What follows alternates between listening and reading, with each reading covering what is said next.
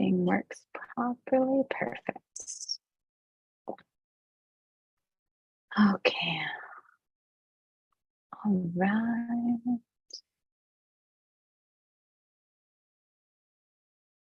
All right, good.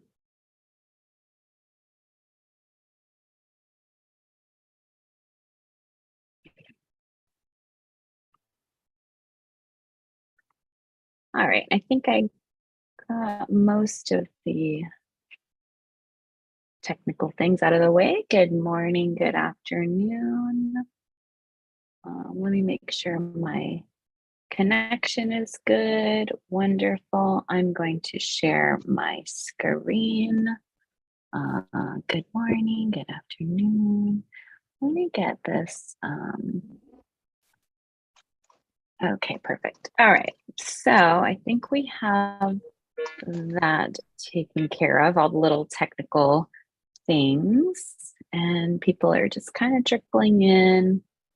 I am gonna get started and then just want to make sure that all right, perfect. So I think we're good to go. And as people come in, I'll just add them to the room just to make it easy because we have a lot to go over. This is our holistic heart health class. So we're going to talk about heart health. So especially for February, which is Heart Health Awareness Month, it's a national month. And so primarily women suffer more statistically from heart disease and heart conditions. And we'll talk a little bit about why. And then more predominantly, women of color suffer even more from heart health experiences such as heart disease, hypertension, those kinds of conditions. And so the holistic component, we're going to leave the framework of just the standard allopathic model. And what I mean by that is the standard medical model. Patient comes in, they present with, let's say, high blood pressure, and then we're going to give them a prescriptive agent to lower the blood pressure. We're going to really leave that context behind simply because it's very linear and in its approach, and it really doesn't get to the root causes of why someone would have any sort of condition with the heart. So that's the holistic framework. We ask the question why. We're not just satisfied by, oh, this is happening and here's this external source. In holistic medicine and naturopathy, we believe that the body is made to heal itself if it's given the right environment. So our job is to create the environment that is conducive for healing. And we want to understand what the root causes are to that healing process. And so we're doing this class from that particular perspective. If you have any questions, feel free to drop them in the chat. We will do a Q&A at the end, and I'll go through all of the content. And of course, I'll email a copy of this out. We are live streaming it on YouTube right now as well, so you'll be able to go there. So who am I? My name is Dr. Erica Steele. If you're not familiar with me, I currently hold 6 degrees in my field, and I'm in a PhD program for a 7th, and that'll be my last major degree. I have an AS in psychology. I have a BS in natural medicine. I have a BS in alternative medicine. I have 1 doctorate in natural medicine, 1 doctorate in naturopathy, and I have a master's in public health with a concentration in complementary alternative medicine. I'm a board certified naturopathic doctor, and I'm currently a PhD student in applied psychophysiology. I hold hundreds of certifications from clinical hypnotherapy to methyl genetics in family constellation. So a lot of different modalities. I've been in natural health care professionally for over 20 years.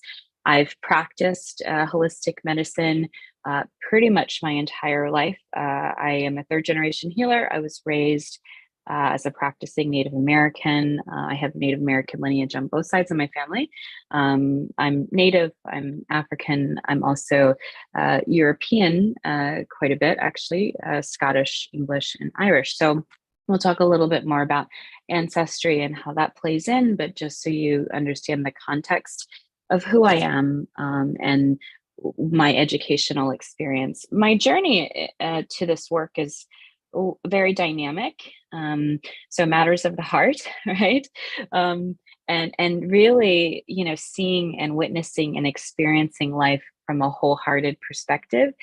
Being very empathetic and compassionate and very loving and kind, and really just loving the humanity, and really being on a mission to care for humanity and support and love humanity from a holistic perspective. So we'll see that as I've created this practice.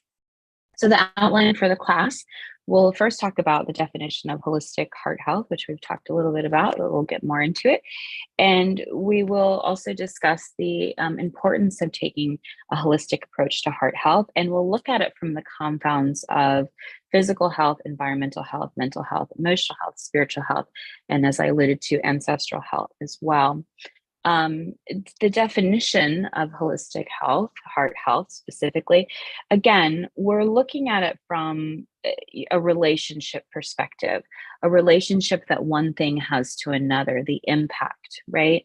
And so it's not just a matter of people don't want to eat healthy, they don't want to, drink water, they don't want to eat fruits and vegetables and protein, etc. It's not from the perspective that they don't want to do that. It's from the perspective of what's driving that. Is that environmental, meaning they haven't learned, they haven't been taught, they have toxic things in their environment, people, etc. What's their mindset like? What's their emotional well-being like? Do they internalize stress? What's their spiritual connection like? And then again, that ancestral, like things have been passed down generationally. It's like, well, my mother's mothers did it and her mother did it and she did it, so I'm going to do it. And that's widely been the case also in disease process up until the Genome Project completed. It was very much this idea of, oh, well, my mother has heart disease, so I'm going to develop heart disease. And that's further from the truth. Genetics only accounts for less than 30%. Some would say even less than that. The rest is environmentally driven epigenetics, what we put the genes in. And so we are fully responsible for what we manifest in our physical health and well-being. And really, physical health is just an expression of those other components. Naturally, disease develops dis-ease, right? Develops on the spiritual plane. It can affect us emotionally, it can affect us mentally. It can create environments, unhealthy environments for us to live in, and then eventually those unhealthy environments and habits then create physical disease. Unfortunately, people wait and they don't. They're relatively checked out and unconscious, and they're not present to their physical health. They're not in communion with their bodies. They're not embodied. They don't know what that means. They don't know what it means to be fully present and engaged and online. And so their minds are over here, their emotions are over here, their bodies are over here. And so if their mind, body, and emotions are in three different planes, they're largely disconnected from their physical health. So they don't listen to the clues, like I need to drink more water, or I need to eat more protein, or I need to breathe more or walk more. They're not listening. They're not listening to themselves. They're not listening to creator. They're not listening to intuition that's coming to them. So there's a lot of nuance to that. So we'll talk about that, as time goes on, but I just wanted to kind of create that framework for you all in terms of what we're talking about when we're talking about holistic health. We're leaving this very simplistic patient presents with a problem, and then we're just going to give that patient something. So, and that's even done in the natural world. So patient presents with hypertension, so I'm just going to give them Hawthorne to fix the problem. That's not how we treat holistically. That's replacing a pharmaceutical for an herb, and that has certain benefits, but that's not going to get to the root issue, the root cause of why someone has a heart health issue. So we want to that's the consciousness that we're trained in. That's the consciousness that we have all been brought up in this diagnose and manage model. Nothing wrong with that. It does help in emergent situations. If you have a heart attack, things like that, there are natural things you can do for that too, but that's not the purpose of this. The purpose of it is really to acknowledge where we've been in healthcare, and then hopefully where we're going to go in this next frontier in healthcare. So we're going to get into the physical health. That's kind of where we drop in most of the time. Most people start in the physical plane, mostly because we stay, again, largely disconnected, especially in Western American culture. It's a very high paced, high pressured, high stakes. Most of the time, people exclude themselves from their life. So they shorten on sleep. They don't hydrate properly. They don't eat healthy. They don't move their body, or maybe they're moving their body, but they're not eating well, and then they're not hydrating properly. It's kind of this cycle that happens, right? And we all know there's physical aspects of heart health, practically speaking. Number one cause of hypertension is dehydration. We want to drink half of our body weight in ounces in water every single day. Water also relates to feeling and emotions. One of my coaches was teaching me that. So, you know, when we are chronically dehydrated, we don't want to feel, we don't want to be present, we don't want to be embodied, we want to kind of disconnect and disassociate. So then how are we going to nourish ourselves? What are we going to be feeding ourselves? A lot of people consume fast and easy food. If you're going to eat food that's fast and easy, what do you think your cells are going to be feeding off of? Fast and easy. They're going to produce and create fast and easy responses. So you're going to go up, with energy, and then you're going to crash with energy. It's not going to sustain yourself. And it's not about the highs and the lows. It's really about having balance, consistent, deliberate action over an extended period of time. But most people are either in, dopamine catabolism, or they're in serotonin depletions. And so they're up and down and up and down and up and down. And it just is not, it's not going to work for long-term health, because health is built, again, consistently, deliberately over an extended period of time. It's about you being in communion with yourself and your physical body, and listening to the clues that your body is telling you, right? So I can just tell from my skin that I'm dehydrated right now. So I know, right? And I'll notice a difference in my digestive system. I'll notice my ascending colon, it's kind of gets stopped up a little bit. I still am going to the bathroom. It's just not, the movement's not there. Why? Because hydration is required for that ascending colon to be able to absorb the rest of the nutrients, as well as eliminate waste. And so because I'm in my body and I'm present to how my body feels, I'm able to recognize that immediately and go, okay, I need to make sure that I drink, my 64, 90 ounces of water per day, right? Sleep, incredibly important, especially the depth of sleep. So many of us are not actually getting deep, restful sleep. We're getting very short, abbreviated sleep. Some of us are taking things to help us to sleep, and then we're waking up rather groggy, and our body, we're trying to rush through the week, and then we crash and burn. We try to make up on the weekends, and the cycle continues. So deep, restful sleep, if you've had any sort of trauma or stress response, or, you're a ruminator, which has a genetic component to it, meaning you're thinking as you're going to bed, or you're stressed all the time and you're thinking, okay, how am I going to do this? And how am I going to do that? That all is going to impact your ability to have restful sleep. You're running in your sleep pretty much. Exercise and movement, communion with your body. It doesn't have to be, nothing against, those kinds of things like CrossFit and whatnot, to each its own, but we don't have to go through these extremes. That's another component of a lack of self-love and self-worth that we have, in the sense that we're disconnected with that part of ourselves. We feel like we have to force, push, that we have to make happen. We're not gentle with ourselves. And then in turn, we injure ourselves, hurt ourselves. And then that plays out this, self-abuse cycle. So it's important to move our bodies, but not strain our bodies. So getting more present is very important. So from the physical perspective, again, dehydration, sodium, naturally. A study out of China most recently came out, it was 1,000 milligrams, no more. Previous studies have been, I think, 1,500 milligrams, in terms of consuming sodium, to keep the sodium potassium balance down. And so, we want to be present to the amount of sodium we take in. we don't want our blood pressure to be too low. At the same time, we don't want it to be too high either. So the standard is 120 over 80. As you start to age, in your 60s and whatnot, it's okay for that top number and bottom number to go up, by 10 variants, right? Most people are concerned if it's high, but they're not present to when it's low. So if it's below those numbers, also too, that's a concern. That's a chronic stress response. The body is internalizing that, which we'll get into later. The heart can't handle sustained stress that you're putting it under over continuous period of time. And you can't just work out past a poor diet or past stress. You really have to deal with yourself mentally as well as emotionally. So we understand, right? Water, proper nutrition.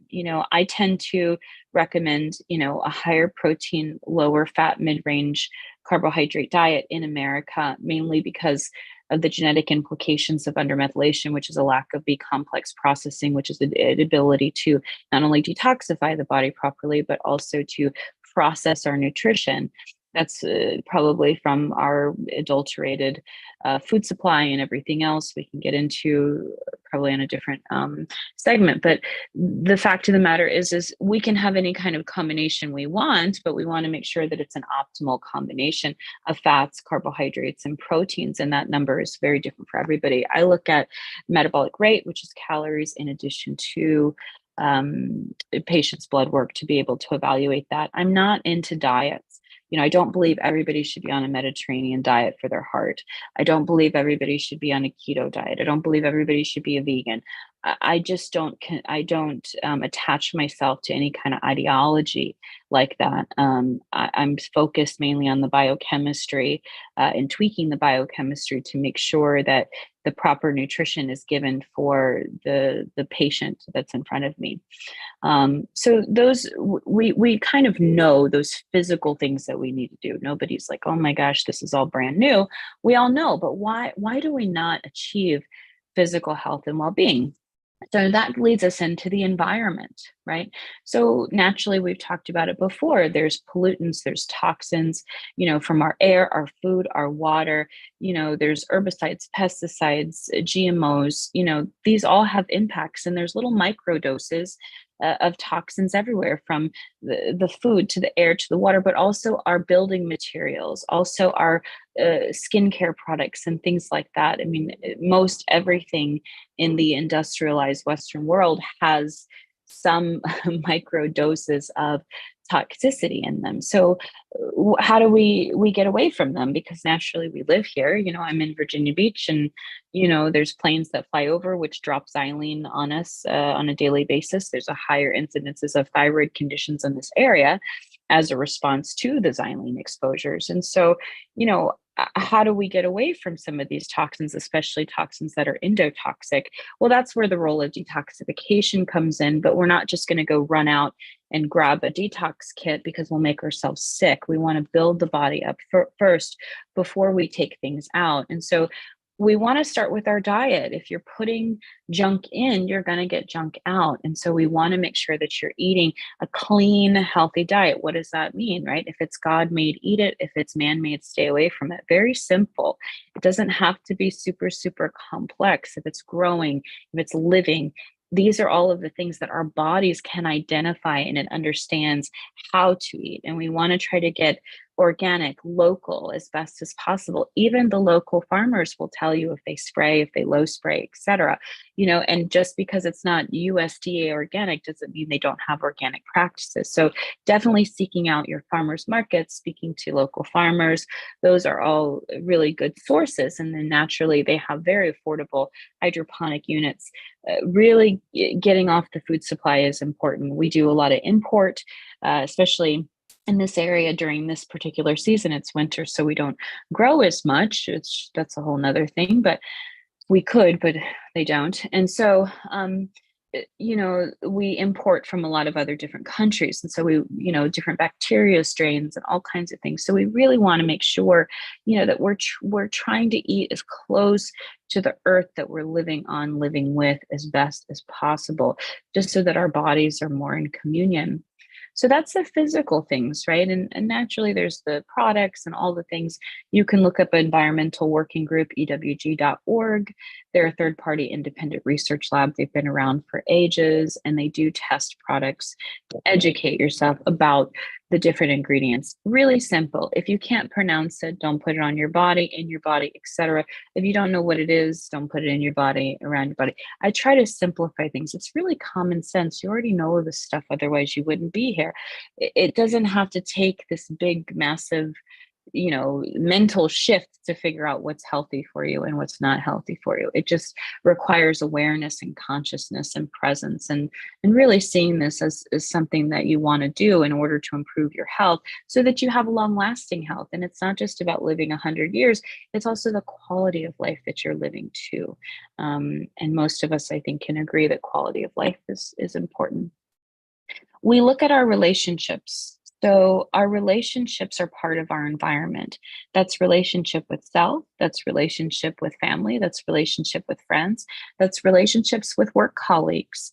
And this can be very challenging for people because we have all of these unhealthy connections and bonds to people, meaning that we have a lot of agreements that we've made with other humans. It's like, I'm going to play this role of, I need to heal myself, so I'm going to play this role of helping you heal so that I feel better about myself. Or we have these, victim victimizer dynamics that we've put ourselves in, or we have these codependent relationships masked as empathy. Oh, I feel for you, so I'm going to help you. I'm going to rescue you, even though you didn't ask for my help. And so when I rescue you and you reject me, then I feel hurt and wounded. And then I can, live out this abandonment, helplessness, powerless victimizer role and put you in this position. So there's a lot of these dynamics that are happening in relationships, again, matters of the heart, right? So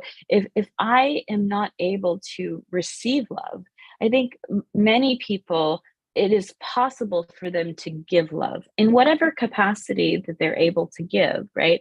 It's easier to give because I can have control, meaning I can choose how close or how far that you come to me, right? When I'm in that powerful position. But to receive love requires a lot more vulnerability, which requires me to work on all the things that are masking my heart. And there's a modality called emotion code. I'm not trained in it, but I've experienced it many, many times. It's pretty profound, where they have heart walls, right? And so you look at all the emotions around your heart and you break those down, and it helps to open up that vulnerability so you can allow love in, you can allow support in. If you're always the strong one in the room and everyone's always leaning on you, where do you go for that nourishment, for that support?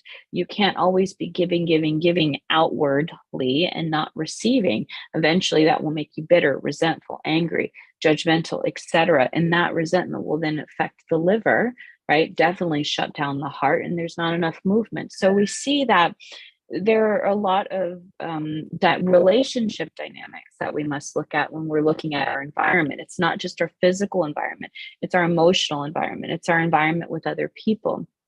Also, of course, and this just mimics what we're talking about, reducing exposures of toxic environments. So, just like they say in the context of addiction recovery, people, places, and things, right? If I go into an environment that is not healthy for me, right, even if I'm pretending that I'm the savior of this environment, eventually, what's going to happen is that environment is going to bring me down. And so, sometimes, God takes us away from these environments or takes us away from these people, even though some of us go running back to them. But sometimes he removes us so that we can really focus and just listen to him rather than listening to the hearsay of other people. Not everyone can celebrate you, not everyone can see your successes, not everyone can see who you really are. And so it's important for you to have that clarity and that knowing, and that only happens with silence, that only happens with you communing with him, with spending time with him. It can feel like a little bit of a punishment, I must admit, at times, where you feel like, why is God taking these people out of my life so quickly? I mean, Lordy, I can attest to my own. I mean, it would be almost comical how quickly he would take people out. And it was because of my purpose and my mission here on the planet. He's like, I don't want you to be distracted. And in the beginning, I felt like it was such a punishment. But now realizing, oh, that was really to help me. Again, for a while, I would chase after the people until I finally realized, oh, wait a second, they're taking these people out for a reason. Let me not go chase them. So, environment is very important to how you feel. It can bring you down, especially your intimate environment, especially a person that you're intimate with physically. Very, very, very important, their energy, because, and I'm not saying it's not possible, but that is a very sacred relationship. And so making sure that you cultivate healthy environments for yourself and start small, your home as well, your car, is it clean? Is it not clean? That's a representation of yourself. And feng shui, same thing with your home. It's a representation of yourself. Your environment, especially your home environment, is there to really cultivate you mentally, emotionally, and spiritually, and help support you in all the manifestations of your life that you want to create. So looking at those things, not from a judgmental perspective, but from an objective perspective. So now we move into the mental health, right? One thing about the environment I wanted to mention. So if there has been heartbreak, right, with relationships from the past, removing those items can be very, very helpful, right? Holding on to things from others that you've had relationship thing sometimes can be a reminder, right, of those past traumas. So part of a healing process can be letting those things go in terms of matters of the heart and not holding on so much, especially for people that have left this incarnation. That's also really important too, because that can hold on to grief. So I just wanted to book in that. Mental health. So we talk about mindset is not just about thinking happy thoughts, right? Like sometimes in some of the metaphysical communities they talk about affirmation. Well, really you have to go through the muck. You have to acknowledge the dark, shadowy parts. You have to acknowledge the negative thoughts, right? And then once you acknowledge and validate those, then you can reframe them into more affirmation. A lot of times this negative self-talk comes from within, and that's based off of subconscious mind, which is experiences, perceptions, those experiences, beliefs, and core beliefs from the past that is developed between 0 and 8 years old. So whoever your reality makers were, because we don't just spontaneously create these ideas, we learn them. We learn them from our parents. We learn them from our teachers. We learn them from our friends. So they say things based off of their own experiences. They pass that to us. And then we decide whether we want to take that on. The also other thing too is we make associations to things that may not be associated. So let's say in a divorce situation, my parents divorced when I was 2. I made this idea that the reason that they divorced was because of me. Not really, but just as an example, right? It's like, oh, my dad left and he abandoned me. Well, not really. He just moved to the other coast and I had to schlep back and forth. And so we make these ideas, up, and then we live into these experiences, and then we make choices and decisions based off of that. So we really want to be present. And a good way to do this is to be present to how you speak about yourself, to other people. People don't recognize the power of communication and language. It's very, very important what we say. What is it? In the beginning, there was God, or is it the Word, and the Word was God. And so language and communication and speech, although limited, is incredibly important to our creations. And so if we're creating something outside of ourselves, imagine what we're creating inside of ourselves. So it's really being very honest with ourselves about what we're saying. Are we, every time do we pass a mirror, are we looking at ourselves going, oh, I'm this, I'm that, right?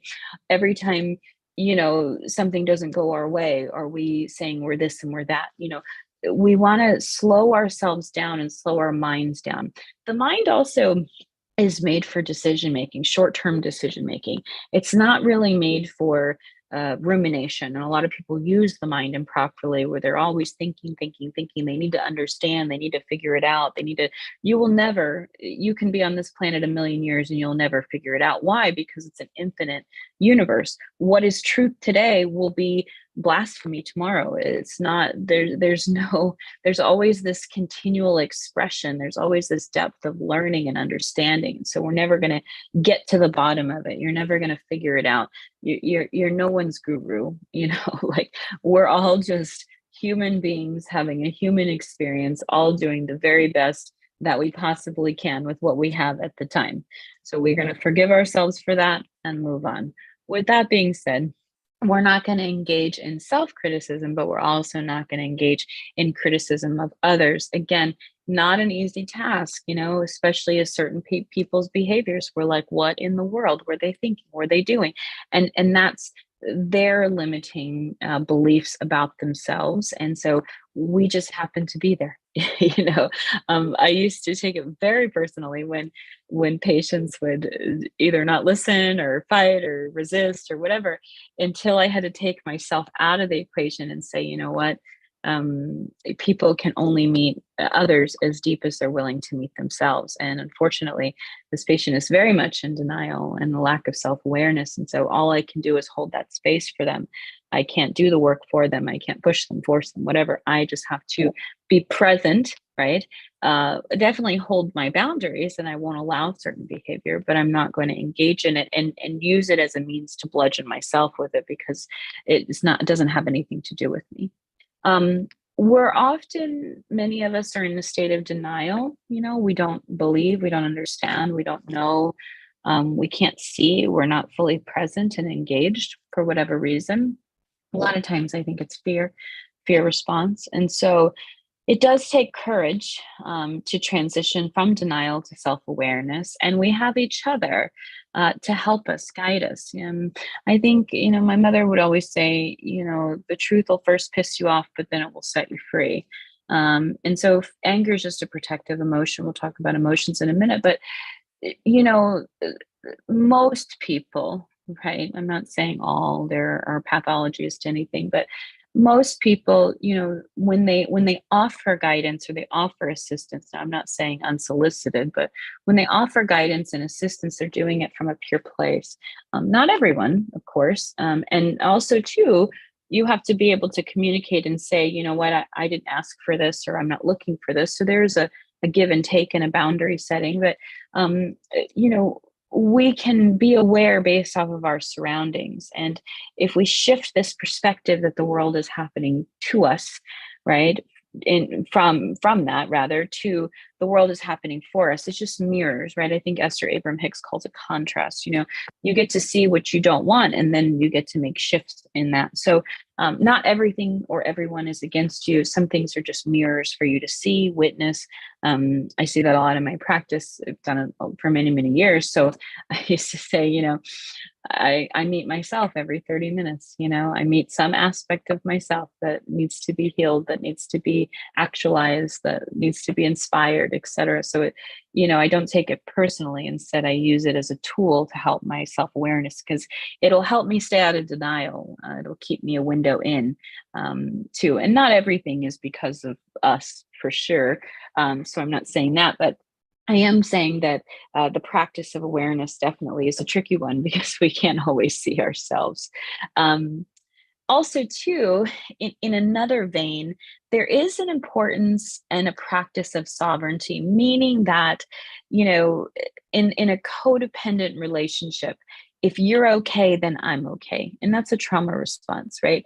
When actually you can be okay or not be okay, that doesn't mean that I have to be not okay or okay. I get to choose how my state is and how I am in the present moment, how I think and how I feel, right? And then I get to engage, or I choose not to engage with you because of however you feel. But I don't need to, do this tug of war back and forth, right? So people profess, oh, I'm an empath. Again, that's a codependent trauma response, meaning that if you're okay, I'm okay. If I'm okay, then I'm okay, right? but it doesn't have anything to do with that. I am my own human being. I can be okay with anybody, right? Whether you're mad, sad, glad, whatever, I don't have to then feel a certain way, right? And if I do get triggered to feel a certain way, then that knows that that's that self-awareness I'm talking about, that I need to tweak that within myself. I don't need to hold on to that, right? Lastly, we'll talk about mental health. So people that have cardiac conditions tend to ruminate. A lot of times they overthink. They're perfectionists. They tend to judge themselves chronically, and that will generate more of the lack of forgiveness of self and that stress response that puts a lot more pressure on the heart. Again, hypertension as well, pressurized on the blood, and so we really want to get out of this overthinking and misusing the mind. We really want to just allow things to float by and choose.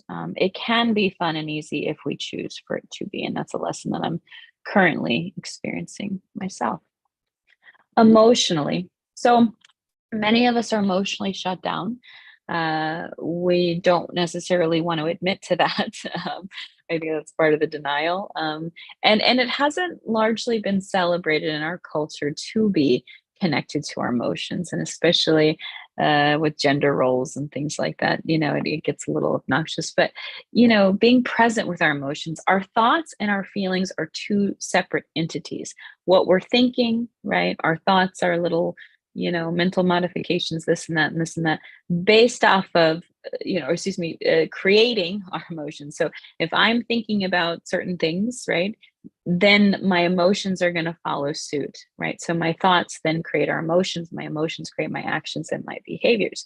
And so most people love to be in action all the time. When they're moving, moving, moving, they're fast going. It's because they don't feel safe with their emotions. They don't want to be present with their emotions.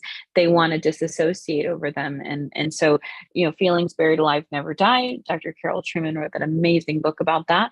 And so we want to drop in to how we feel, and we want to start to get present with how we feel, and we want to start to begin to feel safe with how we're feeling. And not neglecting or gaslighting ourselves. Like we talk about, now in the culture, everybody is a psychologist. So, we're not gaslighting other people, but really, are we gaslighting ourselves? Meaning, are we denying how we feel?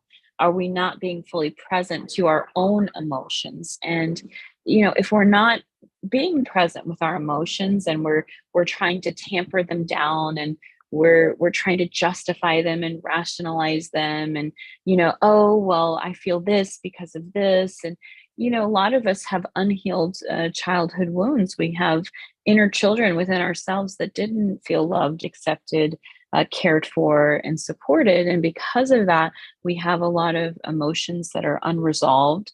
And then we act out of those emotional wounds, emotional abandonments, if you will. And so, as an adult, even though what happened to us, largely was not our fault in a sense, um, our healing is our responsibility. And so slowing down and being fully present to how we feel, honoring and nurturing how we feel on a daily basis is very, very important. Very simple affirmation. I give myself permission to feel. Give myself permission to be in my body, and it's okay. I give myself permission to feel my emotions, and it's okay. And connecting, emotional freedom technique is also another great modality to help you to learn how to heal. You can YouTube that, because a lot of these things do, get dropped into the heart, and it becomes a weight. The heart and the heart chakra, again, giving and receiving love. And so if we've been hurt, betrayed, made fun of, whatever, criticized, ridiculed, we've had to protect, we tend to shut down the heart, and then it makes the other organs have to work so much harder. And so we are in definitely a heart opening space.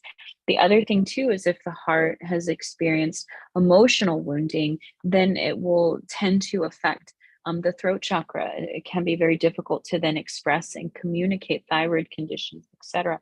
And so we really want to work on being present to what our hearts are feeling. I'll tell you, in some of the work that I've done in reverse engineering and healing some of the emotional wounds from the past, it has literally felt like heartache. Like I've literally felt things energetically breaking off of my heart, and my heart almost feeling like sore, like a scab. And so, as you're doing work around your heart, there is a lot to unpack, especially because most of us in this time space continuum that we find ourselves in, have been largely unconscious to what is going on, either with ourselves or others. And we've all been pretty much in survival mode. We've been surviving life, especially like I said, in the Americas.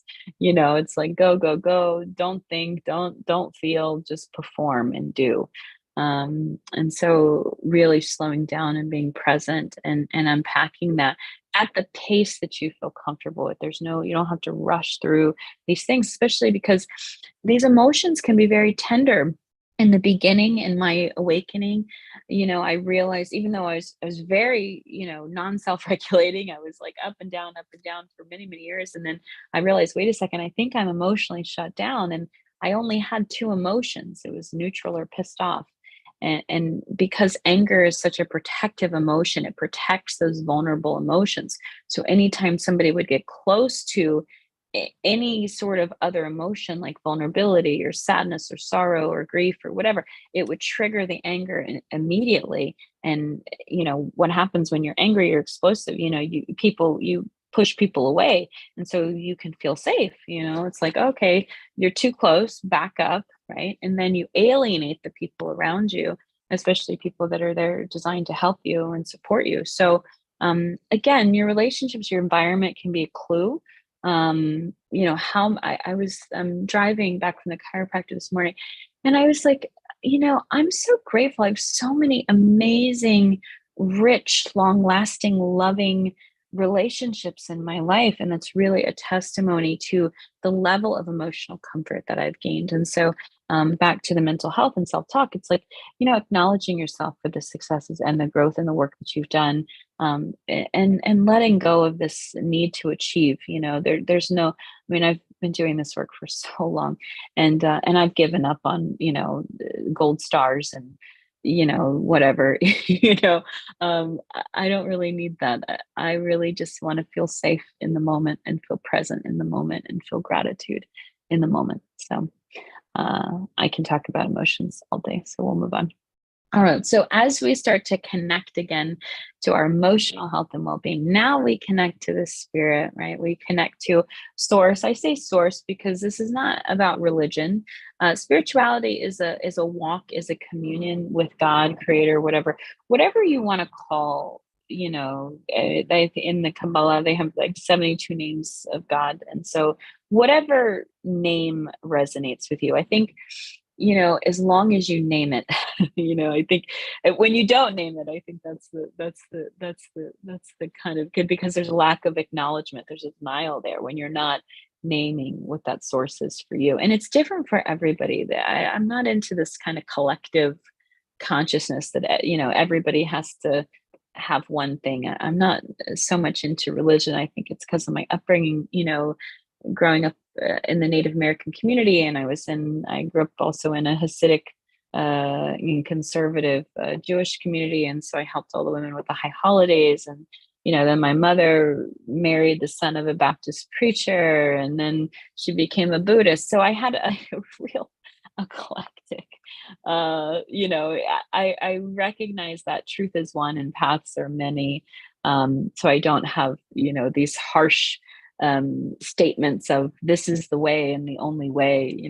I treat people from all over the world, all different backgrounds, and I love the cultural richness of it all. It's amazing, and I don't believe in a monotheistic approach to anything. So um, I think as long as you're naming that connection source, and creating that two-way relationship, right? So prayer is when we speak to God, right?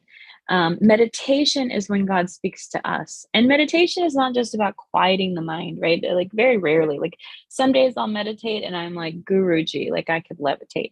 Other days I'm like, I cannot get my grocery list out of my head. So I think there's also this idea, especially in Western culture, that meditation is what it fill in the blank. And meditation is really just presence. Like I'm meditating right now while I'm working with you because I'm present in my body. I'm present to source. I'm being that conduit. I'm being that vessel for you. And so I'm speaking, my truth and also creator's truth, because it's all coming from the divine. I'm again, we're out of the guru era. Nobody's a guru, right? We're done with that. We all have God's cell phone number. So it's just a matter of us connecting with ourselves. And from my experience, once you unlock that emotion, the emotions, and you learn to trust yourself and trust your divine intuition, that's when that channel really begins to open up for you. And you're able to build that connection back and forth. So I think the role of prayer is incredibly important. I think though, clear prayer, right? So, it's kind of that old joke, asking for patience, right? And you get more things to wait for. So, if you want things, probably not asking for patience is not really a good thing, because you'll get it, right? So being very direct and being very clear, I went to Peru and I worked with shamans out there, and worked with some plant medicines out there. And I was so inspired and lit up and, open to love. And so this was years ago. And I wrote in my journal, I wrote exactly what I wanted in a partner, like everything, like details, the whole thing. It took me like 2-3 weeks. And I just wrote it a little bit every day. And then I put it to the side and I go, okay, God, you know what my desire is. Go find this person, right? And then some of the most unexpected places, I was in, St. Lucia, and boom, I met this guy, and it was amazing, right? And just 3 months earlier, I said, the man that's for me will know who I am. He'll know who he is, and he will act on it. And sure enough, boom, boom, boom. So that was my prayer, right? And it was only out of my clarity, right, that I was able to create that concise, clear prayer. Now, I've had simple prayers like "show me." That's a good prayer that I always use. Show me, God. I need to see, right? Take the veil of denial out. Take, Disney out. Show me, right? And sure enough, they'll show me, good, bad, or indifferent, right? And so being prepared for what that what that may mean, right? But that's also another, really powerful, easy, simple. It doesn't have to be all elaborate. It doesn't have to be formal. Again, you can talk to God. Just, we're out of the guruism, so you don't need somebody in between you and God. I mean, of course, if you're in a religion that requires that, and that's your belief, feel free. I'm just saying, to other people, other humans that that aren't a part of that structure, you do have the ability just to communicate. And then in terms of meditation is nothing more than mindfulness practice. And again, especially for the heart, really important to feel what it feels like in your body and connect. That is such a sweet part of mindfulness. Gratitude is a whole nother experience. So I think, and gratitude is something that I've been playing with for just recently, mainly because I held on to a lot of anger and resentment for my life, and how my life was growing up, being very badly abused and all the things, and not feeling loved and all the things, right? And so I had to really address and validate my angers and my resentments around that to really unlock the gratitude, right? And so again, working with that shadowy part and acknowledging that and validating that, and then transcending it into, that higher consciousness. Gratitude is an incredible, important tool.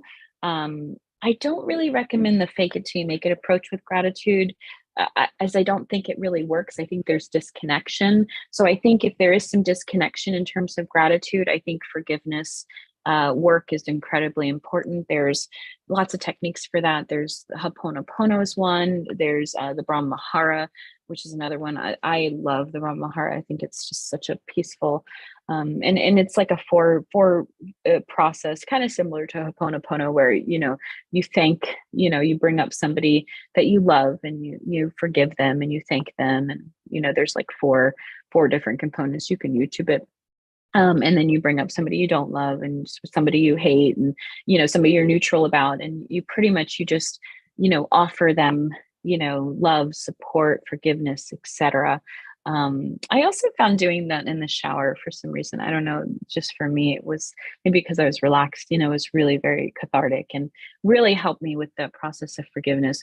Again, matters of the heart. When we hold on to that lack of forgiveness of self and lack of forgiveness for others, it really shuts down our ability to love, give, and receive, but also does affect the physical body.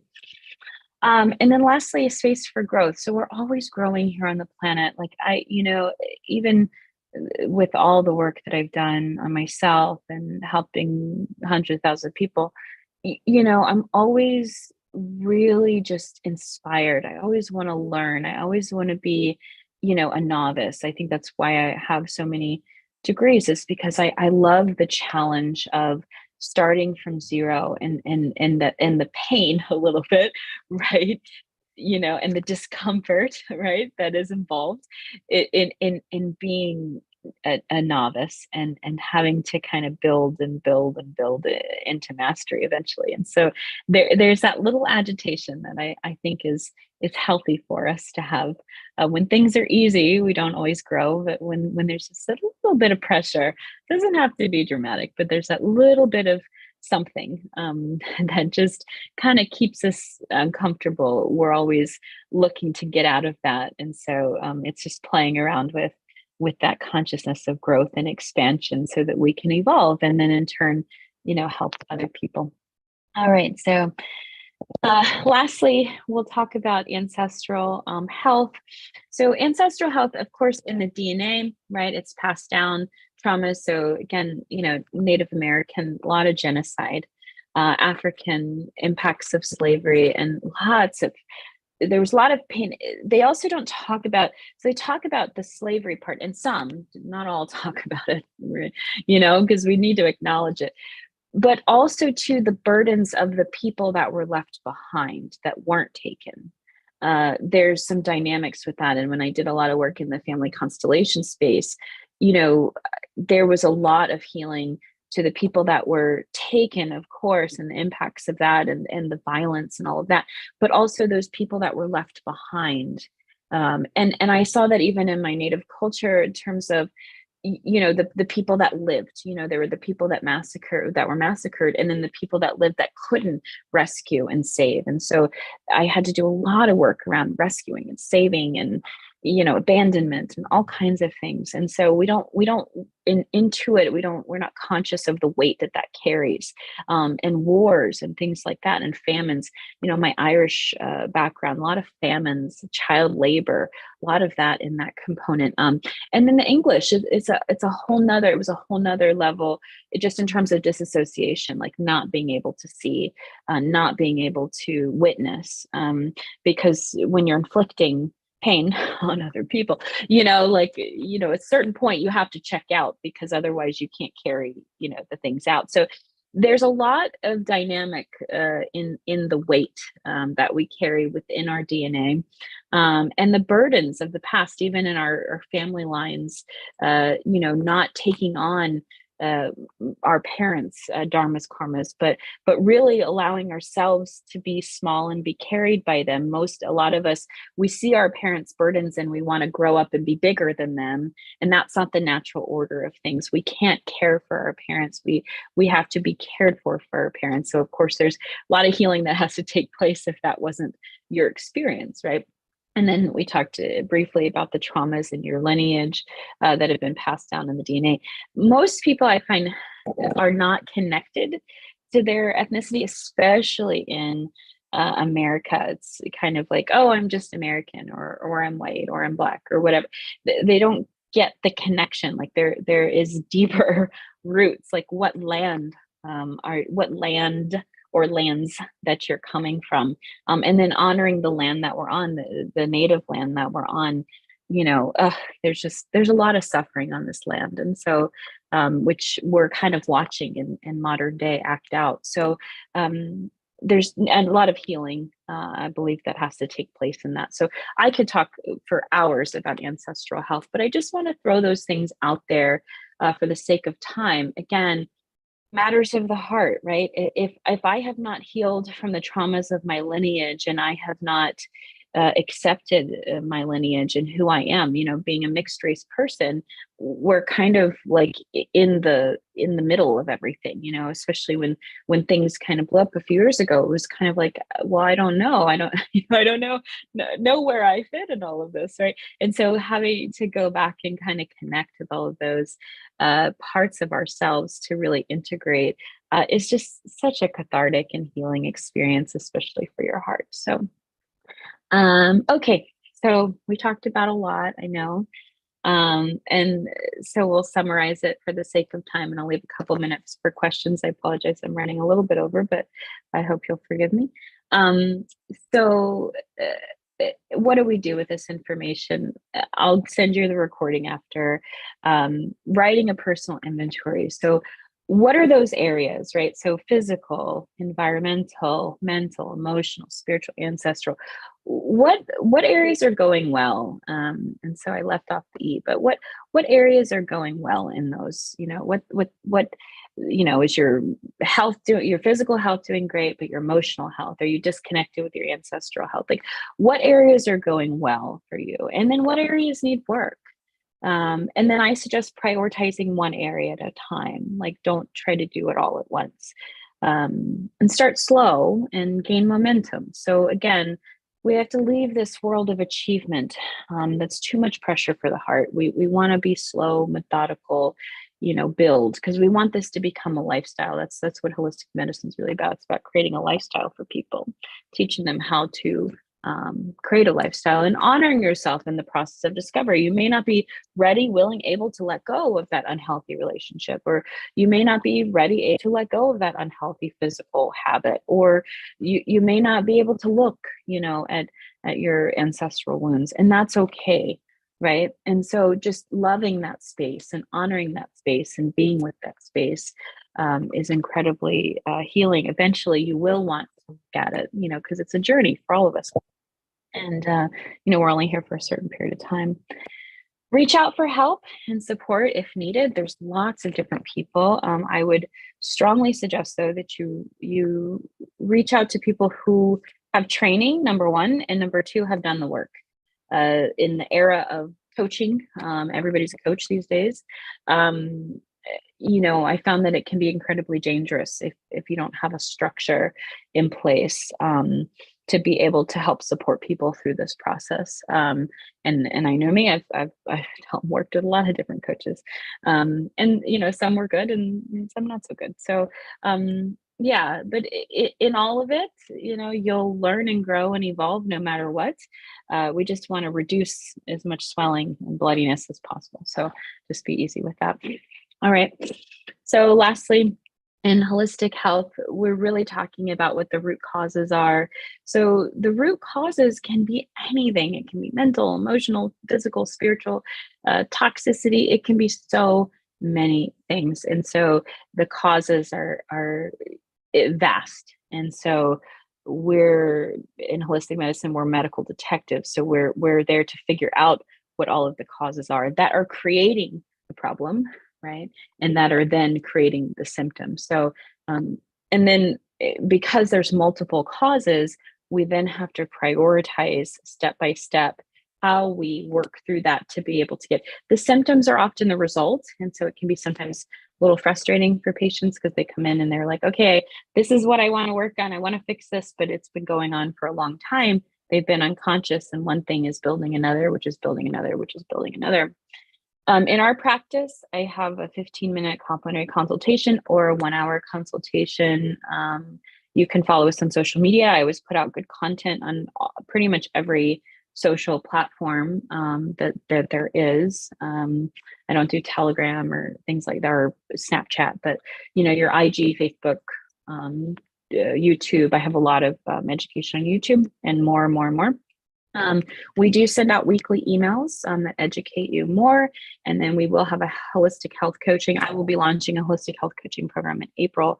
So if you're inspired to learn about how to do this in a structured way, it's very important to me to operate within integrity. scope of practice, and also to do it in a way that is going to honor not only yourself, but the people that you're serving. It's very, very important to me. So I wanted, seen a lot of craziness in the years I've been in. So really wanting to make an impact in that particular area. And as you guys can tell, I love teaching. So teaching is definitely where my heart and soul is, and where I believe I can impact most people. So with that being said, I'll send this again email. Give me a little bit of time because I have to go to my editor and all the fun things. But it'll be on. It's done live on YouTube right now, so you can look it up immediately. But we'll send a formal email out. Before we exit for our lunch and learn, are there any questions? I'm going to look at the chat to see if we have any questions so far. Let me know if anything comes up, stuck out, resonates. I'll just say thank you. This was really nice. I was just diagnosed with a heart condition. So it basically just beats really fast. It's something electrical. And I told my doctor, I'm like, I think this is stress related because I had a huge trauma go on. And he's like, well, I don't really see that. And then I was like, is there anything I can do to help, cure it myself? And he's like, no, that we never see that. But I believe in my heart that I actually can do it. And this just gave me more evidence that I can, because I seem to be doing all the right things, and it actually is getting better. So I just told him I'm gonna come back in 4 months and see where we're at, but I think I can do this. So thank you. I love to hear that. Yes, definitely. Yeah, the body, it was made to heal itself, and it can and will heal itself if it's given the right environment. And I acknowledge you for being in your sovereignty and your authority, right? And not giving your power away, while also being willing to monitor, right? So because there's a knowing, and then there's a safety, right? So it's like, I know that I can do this, and I'm going to use you just to monitor things and make sure that I'm going in the right direction. And so use that as your barometer and as your tool to be able to shift and maneuver things around as you need to. So electrical things with the heart too, think about heavy metals as well. Don't jump into chelation. That's also another concern, that just because of the methylation pathway issues, you may want to look at some of the nutrients involved in that. So that can be helpful. Okay, thank you. Yeah. Do you use techniques for those who need heart implants or transplants? So things are considered gene mutations. So genetic mutations are a separate issue. When a patient needs a transplant of a heart, that's a structural issue. Okay, so functionally speaking, right? So the genes are on one level, right? And then you have the epigenetics, which is the environment that you put the genes in, right? And so let's say the environment, let's say the methionine homocysteine cycle is impaired, right? So, and that's based off of some nutrient deficiencies, for lack of a better term. So then the patient is unaware of that. And so they're putting themselves in risky environments, toxic environments, not eating well, not nourishing themselves, not putting themselves into, they're not giving themselves minerals, SAMe, not getting enough sleep, etc. Right? Eventually, the function becomes inhibited, which can then turn into a structural issue. So the physiology is then impacting the structure, right? So the function is inhibited based off of a nutrient deficiency and accumulated toxic agent or agents, and then function goes down, and then structural components happen as a response to that. Okay. So it's important. That's why it's important to be conscious and to monitor these things and be proactive instead of reactive. By the time a patient is at the point of lost function to the extent that they need a heart transplant. I'm not saying that miracles don't occur. However, the function has so debilitated that we have to balance risk versus benefit assessment, right? Does the risk of trying to stabilize this patient outweigh the benefits of trying to resolve these root cause problems? Now, it doesn't mean that after that process takes place, we can't work on that, but it's a matter of timing. And if you've been unconscious for 40, 50 years and then wake up and you're like, oh, wait a second, let me do something. And now you've got leaky valves and all kinds of other, ventricle issues, you do put yourself in a very compromised state. So I would say it's a complex issue. And it's very, very important. Okay, so genetics.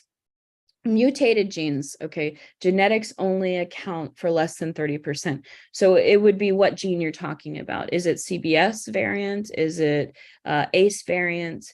It just depends on the genetic variant, but genes only account for less than 30%, right? The rest is genetically driven. So FL in C, so that's just an isolated variant. Okay, so again, there's nothing that says, oh, you have that. Like, I'll give you an example. So I have diabetes on both sides of my family, both sides, right? Dad's side, mom's side.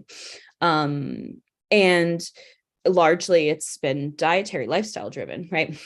And so I saw years ago that my glucose was starting to just kind of gently trip up. It was just starting to go up a little bit, right? And I go, okay, you know what? I need to recalibrate. And that's when I said, oh, you know what? There's an undermethylation issue. My liver's not clearing properly. I need to elevate my protein, right? I need to lower my fat and I need to balance my carbohydrate so that my glucose stays balanced, right? And so now, perfect. Now I have a perfect glucose every single time, right? And I know how to manage my glucose. So I make sure, and it's not just unhealthy things, right? Like I seldom have pineapples and things like that because it'll drive my glucose. I loved red wine. Red wine's considered healthy. I mean, obviously in moderation, but if I kept drinking red wine, my glucose is going to keep driving up and I can't process all that sugar. So I just make adjustments. So again, the genetics is about really knowing yourself and knowing how these genes are impacted based off of the environment. It's not a life sentence. It's not like, oh, because you have this gene, now it's automatic. It's the gene is like the what do they call it? Like the gun, but your lifestyle is the bullet. You have to put those genes in healthy environments. Otherwise, if they're not in a healthy environment, you are going to proliferate that. But there's nothing that says it's guaranteed. Like they'll do that with like the BRCA gene as well. Like the for breast cancer, they're very like, oh, you're guaranteed blah blah blah. Not really. It's the environment that you put these things in. So yeah, and I'd be happy to explore it further with you, but just to give you a generalized answer about that. So again, you're not a victim to your genes. We have a whole world of epigenetics that we've learned so much about. And so, we can and will heal ourselves if we take full responsibility for our health and are willing to heal. So any other questions, comments, concerns, insights, wisdoms, or complaints?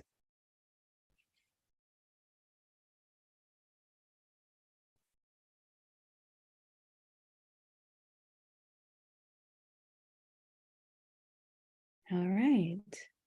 Well, thank you so much for attending our Lunch and Learn. And I'm grateful that you guys stayed till the end. And again, this will be on our YouTube channel. So like, share, subscribe, and then also we'll send an email out to you guys once it goes through editing and all that fun stuff. And yeah, so feel free to reach out if you need help with your heart. And remember, it's so much more than just diagnose and manage. That's a very simplistic model. Thank you so much, Michelle. So good to see you. Very simplistic model of treatment. And we as human beings are deeply complex. And so that's why I love holistic medicine so much, because it looks at the human from multiple angles and perspectives. So awesome. Thank you guys so much for attending, and I will see you again soon.